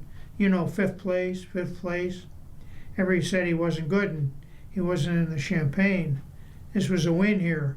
People who say it wasn't against the best of the best, we'll find out the rest of the year. Summers said Napoleon Solo will point toward the Grade 1 Haskell on July 18th at Monmouth Park. How we get to the Haskell, we'll find out, Summers said. The Preakness was held at Laurel Park in Maryland as a renovations at Pimlico Racecourse in Baltimore. Attendance for the race was capped at 4,800 fans. There was no Triple Crown on the line as Kentucky Derby winner Golden Tempo skipped the race. Trainer Sherry Duvall said Golden Tempo was being pointed toward the Belmont Stakes on June 6th at Saratoga. The time is now 20 minutes after the hour. Getting back to basketball, NBA Western Conference Finals, picking the edges in Thunder versus the Spurs. This article is by Justin Martinez. The Oklahoma City Thunder will face the San Antonio Spurs in the NBA Western Conference Finals. Number 1 seeded Oklahoma swept the number 4 Lakers in the second round. Meanwhile, number 2 San Antonio earned a 4-2 series win over the number 6 Timberwolves. Oklahoma City and San Antonio faced each other 5 times during the regular season, including one game in the NBA Cup semifinals. The Spurs won that series 4-1. Here's a complete breakdown of the Thunder-Spurs matchup. The backcourt starters. San Antonio has one of the best backcourt duos in De'Aaron Fox and Stephon Castle. Both players are aggressive attackers on offense with great speed and athleticism, and both players are disruptive on defense. But floor spacing is a weakness for Fox and Castle, who both shot exactly 33.2% from deep during the regular season. Then there's Oklahoma's duo of Shai Gilgeous-Alexander and Lou Dort, who should move back to shooting guard now that Jalen Williams' grade 1 left hamstring strain is expected to return. Gilgeous-Alexander is one of the most unguardable scorers in the NBA, while Dort is one of the league's best defenders. The winner of this category could change on a game-to-game basis, but I'm giving the edge to Oklahoma City. Gilgeous-Alexander is that dominant of a player, and Dort has played his role well this postseason as an elite defender who's shooting 37.5% from deep on 5 attempts per game. The edge goes to the Thunder. Front court starters. Speaking of Williams, the All-NBA forward has been out since April 22nd due to a grade 1 left hamstring strain. But he said during a YouTube blog on May 15th that he's going into the Western Conference Finals, quote, healthy, unquote. Williams is a huge addition to Oklahoma City's front court, which already has an imposing duo of Chet Holmgren and Isaiah Hartenstein. Holmgren has shined this postseason as the floor-spacing forward with an improved ability to play through contact, while Hartenstein continues to serve as a strong rebounder and a skilled passer. But San Antonio is one of the only teams in the NPA with a better front court, and it's mostly because of one guy. It's because of Victor Wembanyama, a 7'4" freak of nature who can deter drives with his elite rim protection and cause problems on offense with his unmatched blend of size and skill. Just like the backcourt, the winner of this category could change depending upon the night. But Wembanyama is also that good, which makes me give San Antonio the edge, despite only having a solid surrounding front court starters in Devon Vassell and Julian Campagna. The edge goes to the Spurs. Bench production. This series will be a battle between two of the deepest teams in the NBA. Oklahoma City's bench is headlined by Ajay Mitchell, a breakout sophomore who should return to a backup role with the return of Williams. The Thunder also boast elite defenders such as Alex Curasso and Carson Wallace, plus knockdown shooters such as Isaiah Joe and Jared McCain. San Antonio's bench is led by the 6th Man of the Year winner in Keldon Johnson, who is the heart and soul of the team. The Spurs also have a young breakout guard of their own in Dylan Harper and veteran backups in Harrison Barnes and Luke Cornett. I'm giving the slight edge to OK because it has a bit more versatility. But if you haven't noticed a common theme between these evenly matched teams, the winner of this category could fluctuate. The edge is going to the Thunder. Coaching. There's a reason why Mitch Johnson is a finalist for Coach of the Year in his first full season. San Antonio surpassed expectations, going from a team that many picked to sneak into the playoffs to one that kicked down the door. And while his talented roster deserves plenty of credit, some of the recognition should also go to Johnson for coaching an elite defensive team that's fundamentally sound. Mark Daigneault also deserves credit for his continued success with OKC. His ability to push all the right buttons could clearly be seen this season as the Thunder finished with the best record in the NBA despite facing injuries to numerous key players. I'm giving the edge to OKC since Daigneault has experience as a head coach on the stage while Johnson doesn't. Edge goes to the Thunder. And then there are the intangibles. Records in the regular season series don't mean everything, but they definitely don't mean nothing. San Antonio's 4-1 series win over Oklahoma City was impressive, even if you don't count its final win on February 4th. That was a 116-106 home victory over a Thunder team that didn't have all 5 of its usual starters. What you can't forget is the way the Spurs won those games when both teams were mostly healthy. The way their guards got past Oklahoma City's elite perimeter defenders and into the paint with ease. The way Wembanyama's shot blocking made finishing around the rim feel impossible. I believe experience will help the Thunder win this series in 7 games, but there's no denying that there's something special about these Spurs. And one final thing, they're a real threat to dethrone the reigning champs. Edge goes to the Spurs. I think this will be the last article in the sports section, and it's also on basketball, but this is on women's NBA basketball. Mercury rookie Nojic putting the league on notice. The author is Sydney Henderson. Deadline Phoenix.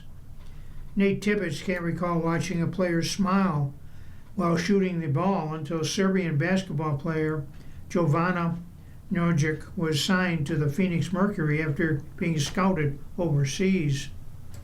As long as she's smiling, it keeps going in, Tibbetts said May 15th after Mercury picked up their first win at home on his 49th birthday. She's an elite level shooter.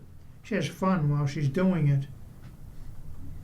Nicholas has a lot to smile about lately. The 28-year-old rookie is off to a historic start and recorded 4 or more three-pointers in 3 of her first 4 games in the league. That includes a 27-point outing in Phoenix win over the Chicago Sky on May 15th, where she went 5 for 8 from deep and set a WNBA record for the most points by an undrafted rookie. It's just fun being out there with my teammates, Logic said. I really just try to enjoy the moment because this is, I thought, a once-in-a-lifetime opportunity for me. It's not every day you get to play with players like Alyssa Thomas, just letting the game come to me and have fun. Last week, Alyssa Thomas said Mercury wouldn't be overlooked as contenders if everyone was familiar with the elite players Phoenix brought in. Well, the cat's officially out of the bag about Nojic. With Monique Ikoa McCanny overseas and Sammy Whitcomb recovering from a procedure on her left knee, a unique opportunity opened for Nojic to make her mark in the starting lineup. She did so immediately with 19 points, 4 for 5 three-pointers, in her first start in Phoenix, 99-66 dismantling of defending champion Las Vegas Aces. The performance was even more impressive considering she only had limited practice time with the Mercury before her WNBA debut. After winning a Russian title in late April, Nojic arrived in Phoenix in May ahead of the season opener and had to travel to Vancouver to get a visa the next day. When I got back from Vancouver, we were flying to Vegas for the first game. That's why I couldn't practice with the team as much, Logic said. But she proved her performance wasn't a fluke. She scored 4 more three-pointers in Phoenix's lost to the Golden State Valkyries, the second game of a back-to-back on the road. Came off the bench in Phoenix's 88-84 homecoming loss to the Minnesota Lynx. Scored only 2 points, 0 for 6 on the field goals, 0 for 2 on three-pointers in 17 minutes as team started to adjust and game plan for her. She had 2 big games. She's on the scouting report. It's going to be nights where people go after her, challenge her, and speed her up. Tibbetts said May 14th, adding a day later.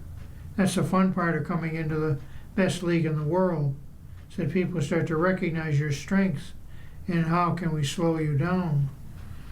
But she's a confident player and one of the best lead shooters in our league. With each game, Najik's comfort has grown with her teammates, the team's terminology, and its system. She slid back into the starting lineup against the Sky, dazzled the solo crowded mortgage matchup center with no-look passes and threes. Shot 6 for 11 from the field, 5 from 8 from 3, and 10 for 11 from the free throw line. Najik's 64 points through her first 4 games marks the 3rd most by any rookie in franchise history, according to the Mercury, trailing only Diana Taurasi with 83 and Cappie Pondexter with 85. When your coach gives you confidence to shoot it and you have the freedom to shoot it, it makes your job a lot easier as a shooter, Najik said. But her shooting isn't the only thing that's impressed her teammates. Her improvement on the defensive end is what I'm most proud of, Tibbetts added. Najik said the team's defensive identity and toughness were impressed upon her as soon as she arrived in Phoenix, which has stuck with her. First time that I got here, Sammy Whitcomb was on the sideline, and the first thing she told me is, Thomas doesn't care if you miss it. She cares if you play defense, she recalled on May 15th. Najik doesn't have anything to worry about. Her defensive performances was approved by Thomas. I mean, she's Serbian, so you know how they play defense, Thomas said. Played against her, I know what she's about. I'm very familiar with her style of playing. Just very excited to have her here. I think it's players like this that get overlooked and missed, and I think she's been doing amazing things overseas. So just super happy for her to have this opportunity. Thomas added, she's more than ready, and that's what's great about Phoenix. They go find players that have talent, that have been overlooked, and bring them here. And I mean, people are surprised when we have players come and shoot the way they do. But that's just a credit to our staff. Phoenix has created its own niche in scouting and international gems from overseas. Looks like the Mercury's front office has done it again.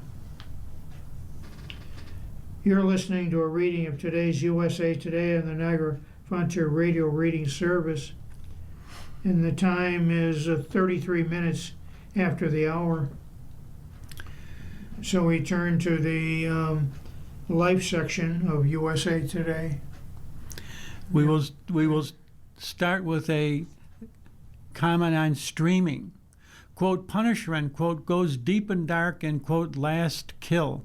The story is by Brian Truitt.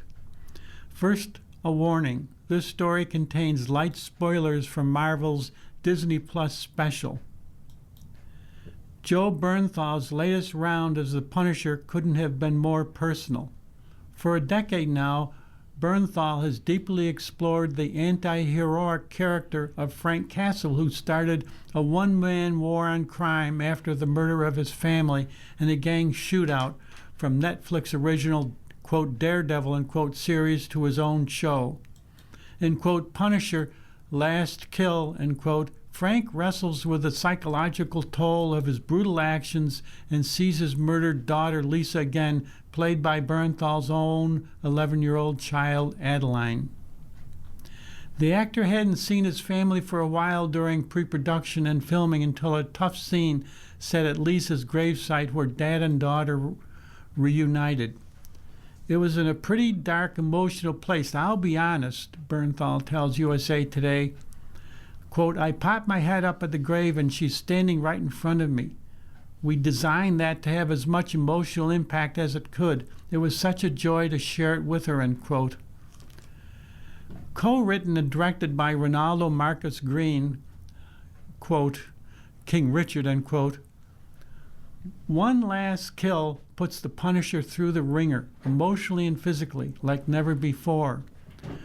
Ignoring the extreme chaos around him in a crime-ridden neighborhood, the former Marine is haunted by the ghosts of fellow soldiers. Frank contemplates ending it all. Even his mob matriarch, Magnucci, played by Judith Light, also wants him dead after he killed her entire family. A lot of Punisher stories move past, quote, the spiraling, whirling madness and darkness of trying to avenge his family, and he had become this sort of crime fighter of proponent for justice, unquote, Bernthal says. Quote, I understand the need and desire to get him there, but I really wanted for the fans to see it happen in real time. So instead of moving him forward down the line, I wanted to bring him back and show what it was like really at rock bottom, unquote. Bernthal is close with a group of veterans and found inspiration in Nip Koumoulatos, a One Last Kill producer who also appears in the special. He had a story that was similar to Frank's as far as hitting a low point and quote, going to take his own life and what happened to get him out of it, unquote, Bernthal says. I was really intrigued with the idea, if only one way you know how to honor the dead, to honor the people that you miss so deeply, is to go and kill their name. And what happens when there's no one left to kill? With Frank's severe emotional isolation, Bernthal crafts him as, quote, this unreliable narrator. He's really cracking and he doesn't know what to believe anymore, end quote, the actor says.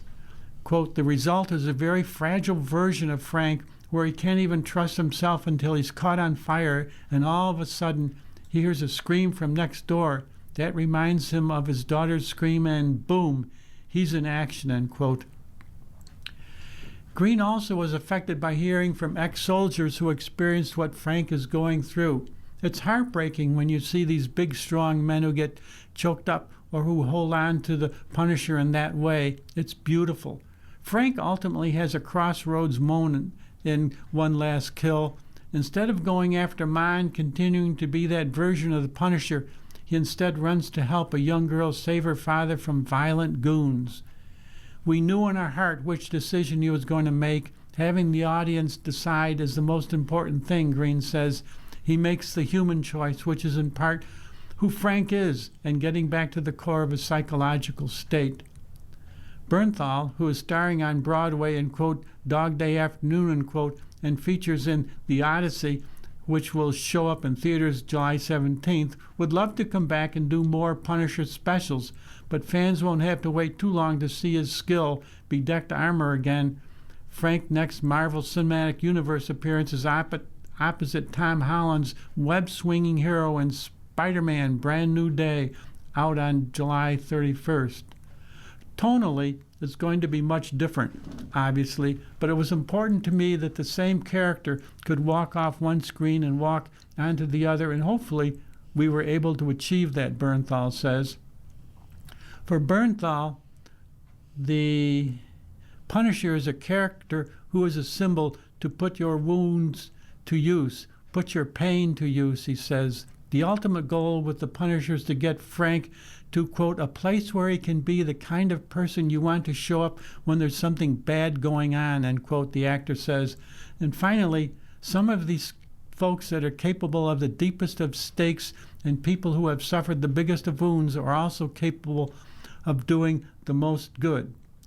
This article discusses suicide and suicidal ideation. If you or someone you know is struggling or in crisis, help is available. Call or text 988 or chat at 988lifeline.org.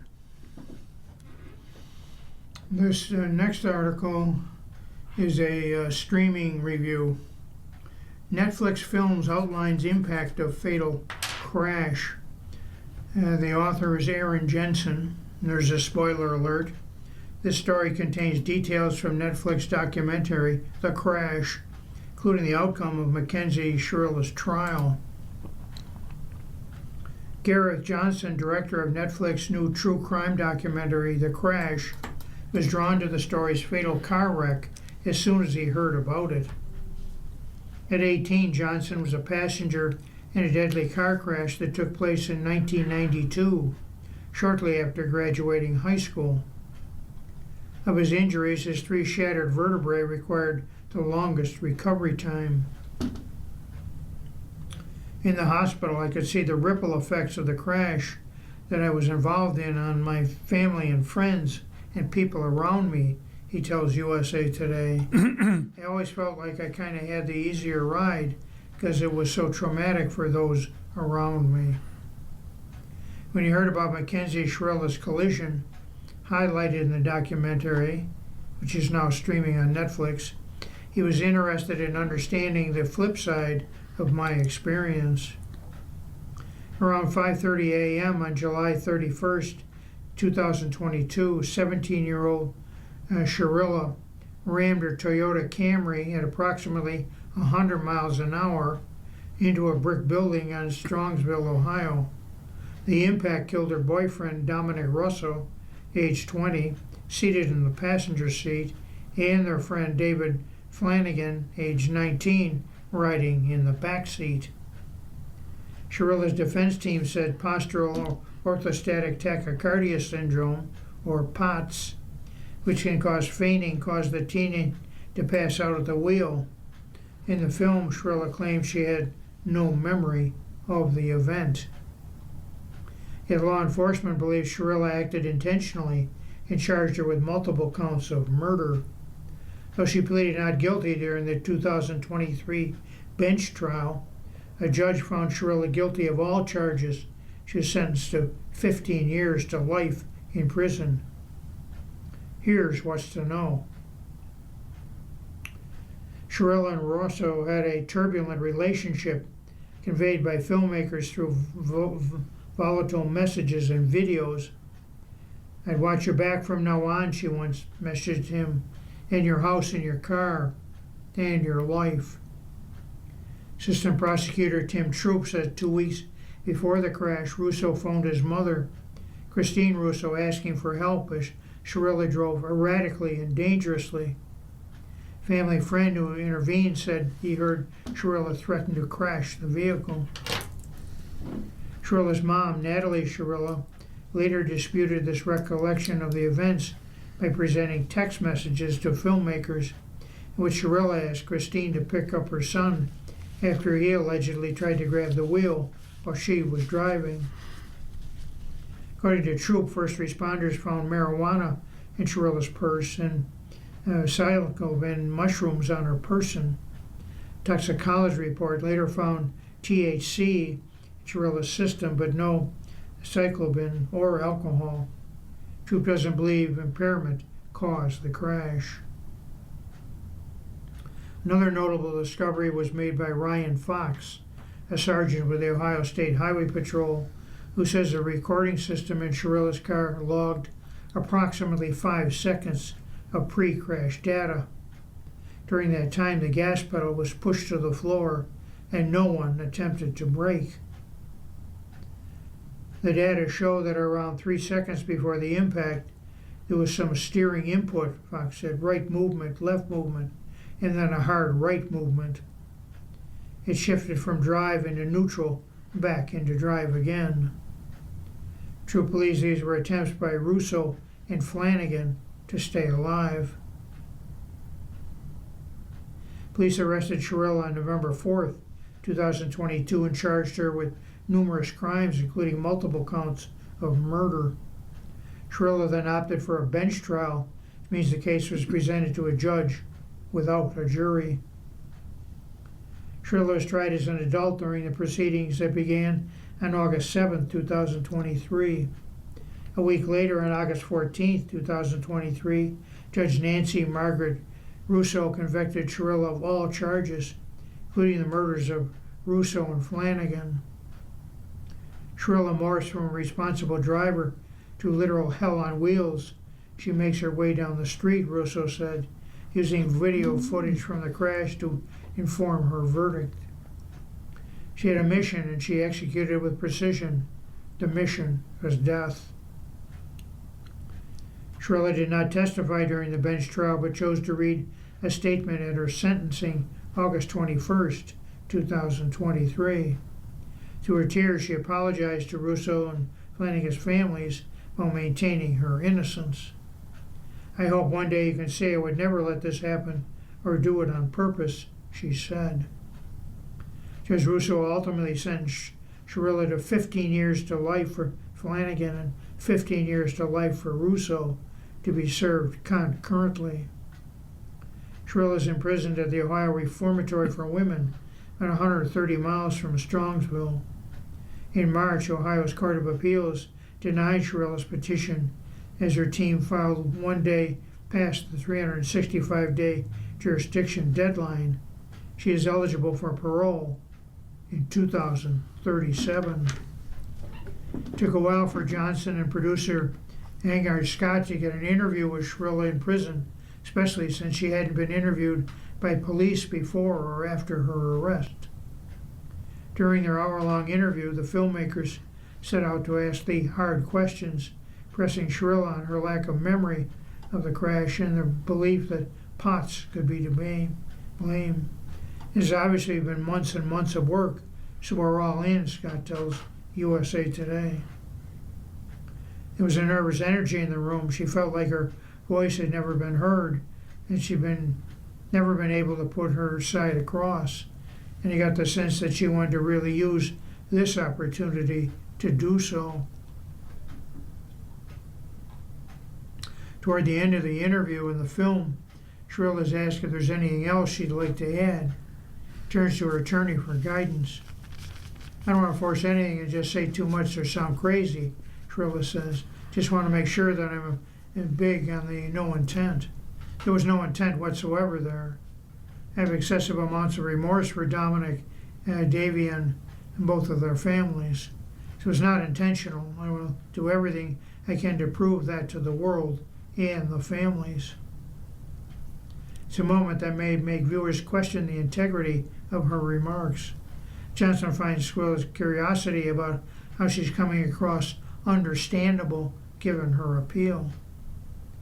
I think she wants to make sure that she's gotten certain points across, that she felt strongly that she wanted to communicate, Johnson says. From our perspective, it's up to the viewer to judge whether she's being sincere. I think that's the essential question. And lastly, in the last paragraph, Mackenzie knows that every single piece of footage that she's ever produced has got anything that she's ever said and scrutinized and is out there. We saw that in the trial with the way her social media was used. I think she's someone who is very self-aware and conscious of how people might interpret her words and her actions.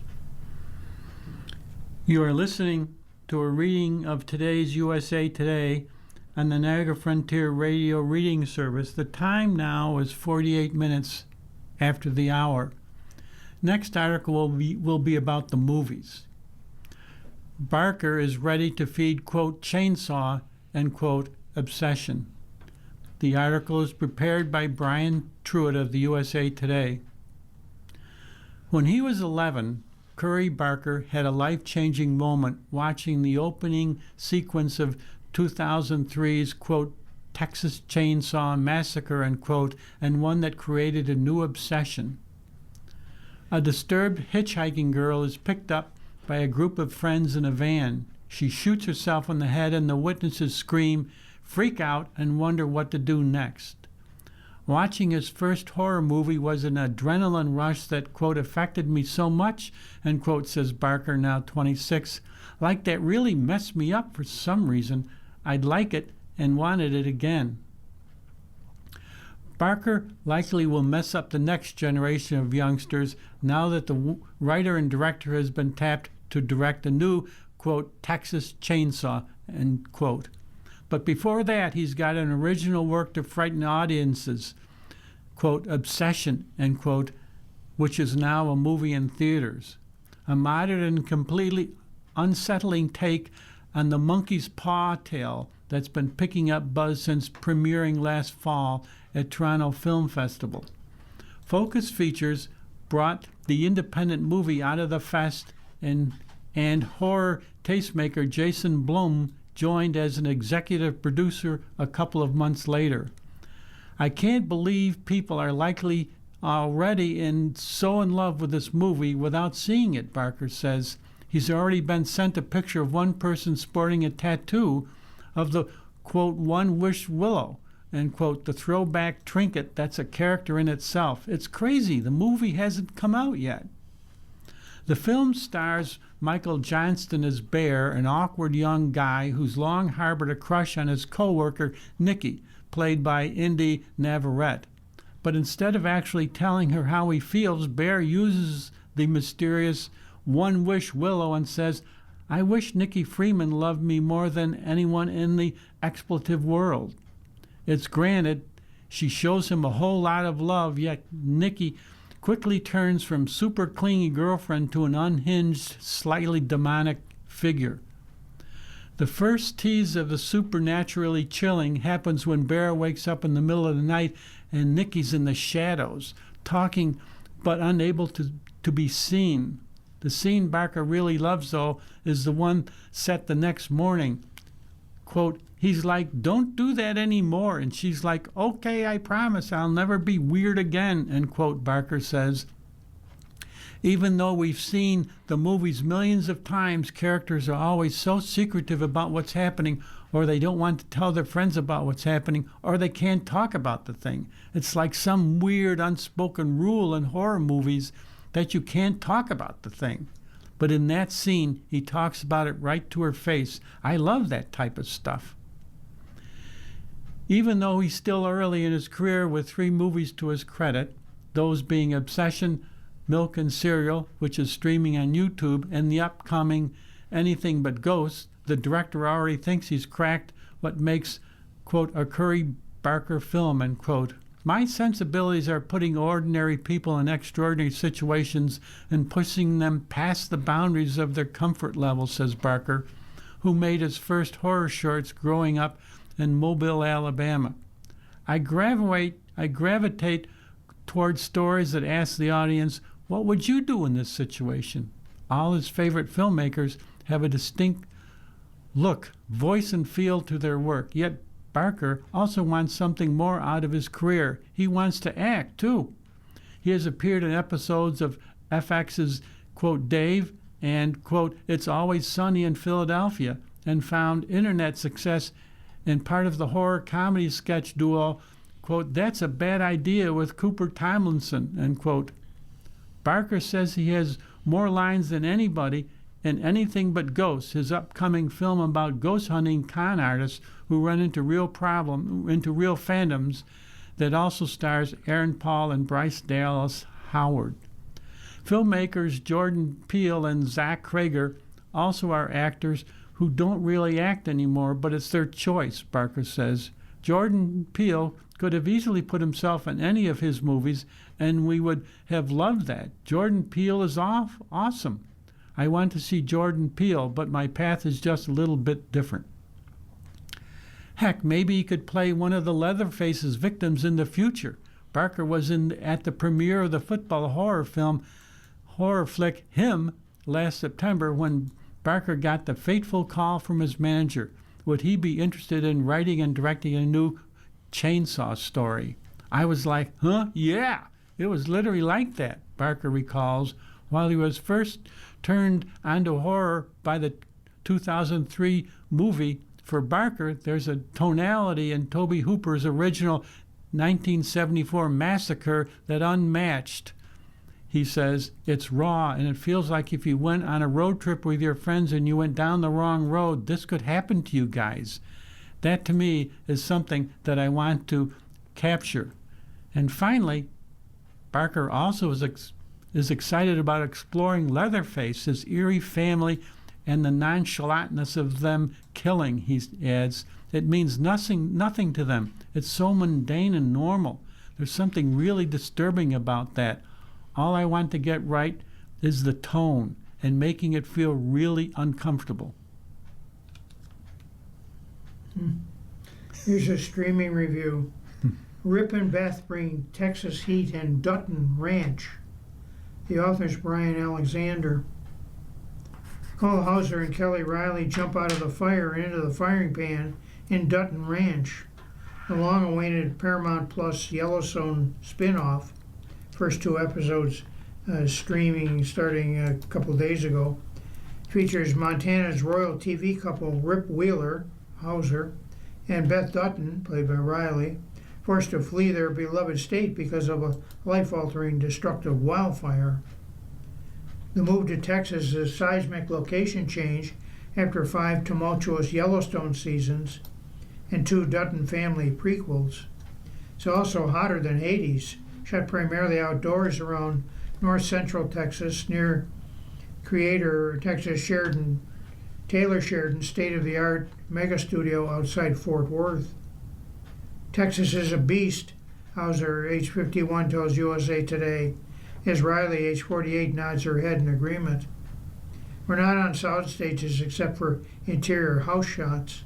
I don't think a lot of people understand filming in that environment. The idea of the crew and the actors being outside, it's 118 degrees out there, and then it will start snowing. It's like the weather can't make up its mind. By all accounts, it's a roaring new start for Rip, Beth, and adopted son Carter, played by Finn Little, in a new territory without friends, the bunkhouse, or fellow Duttons. After all, patriarch John played by Kevin Costner, and Jamie, played by Wes Bentley, are dead. O'Casey, played by Luke Grimes, is fighting Montana crime on CBS Primetimes in Marshalls. That's the point. This isn't Yellowstone, said British actress Riley, who plays one of the most admired characters in a male-dominated Sheridan universe. Video plucked these characters off a world they knew into one to start again, and we grow them in a different direction. You've been listening to a reading of USA Today for the 18th day of May. We read USA Today weekdays at noon. For more information, please call 716-821-5555. Your readers today have been Tom Scanlon and David Hayes. Welcome summer with your Niagara Frontier Radio Reading Service. We're planning a summer bash bigger and better than ever before. It's Friday, June 26th at Creekside Banquet Facility in Grove, located at the corner of Union Road and William Street in Cheektowaga. You're invited to enjoy a buffet chicken and pasta dinner, your first drink on us, a basket raffle, and Buffalo Music Hall of Fame party band The Boys of Summer from 6 to 9 p.m. Tickets are $50 and support the 160 volunteers who read all the programming offered by Radio Reading. That's Friday, June 26th from 6 to 9 p.m. at Creekside Banquet Facility in Grove in Cheektowaga. Get your tickets now by calling 716-821-5555 extension 3 or online at nfradioreading.org. Thank you to New Era Cap Foundation, Tyverin Law, and Perry's Ice Cream for sponsoring this largest event of the year.